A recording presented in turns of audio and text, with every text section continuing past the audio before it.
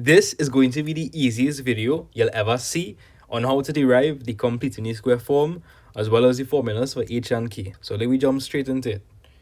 The first thing I'm going to put down is the general form of a quadratic, right? So f of x would be equal to ax squared plus bx plus c, where a, b, and c are numbers, right? They are real numbers. So a, b, and c could be any number.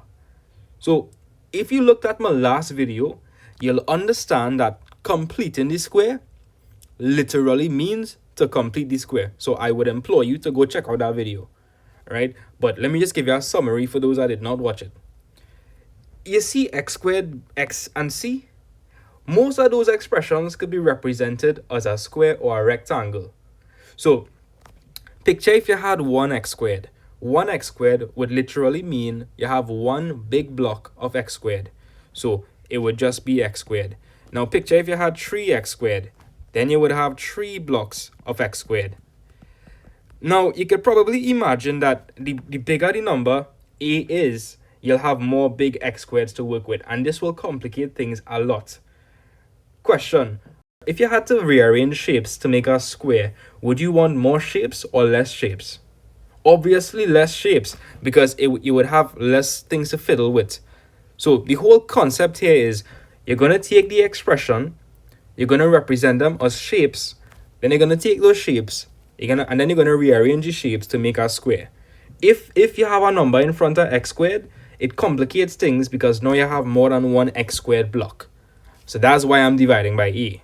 If I divide throughout by a, I'm going to get f of x over a, and ax squared over a, the a is going to cancel off, and that's going to leave me with x squared. And we should be smiling because that makes things so much easier for us. Because if it's just x squared, that means you literally have one block of x squared. You don't have more than one. It's just one. Right? If I divide bx by a, I'll get b over ax. And if I divide c by a, I'll get c over a. Nice. The next step, we're going to represent f of x over a as a diagram. So like I said, x squared will be represented by a perfect square. So x squared will be x by x. If you find the area for that, x by x is x squared. Nice. The other term, we have b over ax. We could represent that as a rectangle. So this length would be x and this length would be b over a. If you find the area for that shape, remember, the area for a rectangle is length by width. So you'd multiply x by b over a, and you get back b over ax. Nice. And lastly, we have a constant c over a. A constant is just a fancy way of saying a number. So c over a is a number. Alright, so I'm just going to write that here and forget about it for now. But guys, we forgetting about it now, but don't forget about it in the end. Remember, we have plus c over a. So you see these shapes over here? We're going to take those shapes and we're going to manipulate it to create a square. Now, what could I do with these two shapes to come up with a square? I'll give you a hint. We could take this rectangle and we could cut it in half. If I were to cut it in half, I would half the b over a length. So I'm going to end up with a half by b over a. 1 by b is b, 2 by a is 2a. So if I were to half this rectangle, this dimension would be b over 2a, and the other dimension would be b over 2a. Nice. So you would end up with two smaller rectangles, right? Two skinny rectangles. I'm going to take the first one, I'm going to place it over here. I'm going to take the other one, I'm going to rotate that one, and I'm going to place it over there. Now, if we just made a square, then the lengths for the sides supposed to be the same. Let's verify that. So we know that the length here is x, and we know that this length will be b over 2a. Why? Remember, we cut that in half. So it'll be a half of b over a, and that's how we got the b over 2a. So this dimension would be x plus the b over 2a. And the other dimension, we have x here and we have b over 2a. Right, you'll get back the same thing.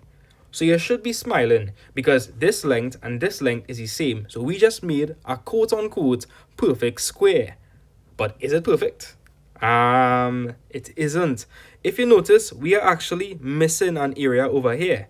So if you look at this dimension will be b over 2a, and this dimension would be b over 2a. that forms a square. Area of a square is side by side. So this would be b over 2a multiplied by b over 2a. B by b is going to be b squared. 2 by 2 is 4, and a by a is a squared. So the area of the missing segment is b squared over 4a squared. Now I'm going to take this and I'm going to convert it back to the algebraic form. So we created a big square, right, with an area of x plus b over 2a squared. If that is confusing you, remember the area of a square is side by side. One of our sides was x plus b over 2a. So we're going to multiply x plus b over 2a by itself. Anytime you're multiplying something by itself, that means you're squaring it. So x plus b over 2a squared. All right. We were missing this area over here, and we found that area to be b squared over 4a squared.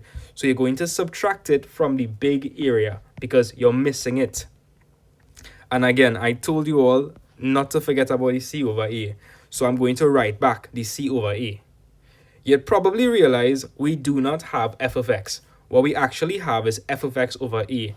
Remember, at the start, we divided everything by a so that we would get rid of the a by the x squared to simplify things. But now, we have to get back f of x, which was the original thing we started with. So if you have f of x over a, what could we do throughout to cancel off with that a? Well, we could multiply both sides by a. And if you do that, the a and the a will cancel off, and that will leave you with f of x. Now, if you're doing something in one spot of an equation, you need to do it at every other spot. So we're going to multiply this term by a. So that's going to turn to a by x plus b over 2a squared. And this c over a is going to multiply by a. The a's are going to cancel off, right? So I just end up with c.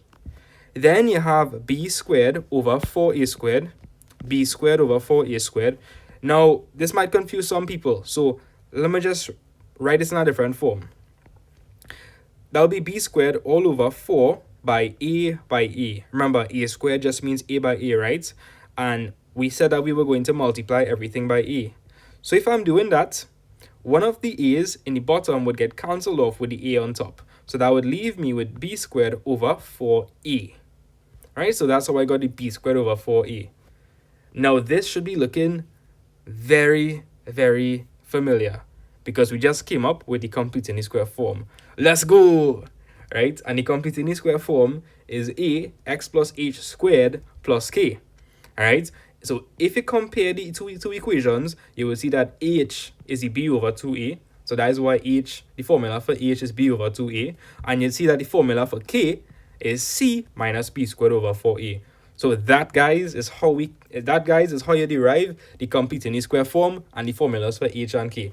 Earlier, look out, because in the next video, I'm going to use the same thing to explain the quadratic formula. So don't miss out on it. Turn on your notifications or something. Alright? But there we go. If you learned something new, drop a 1 or a fire emoji in the chat below.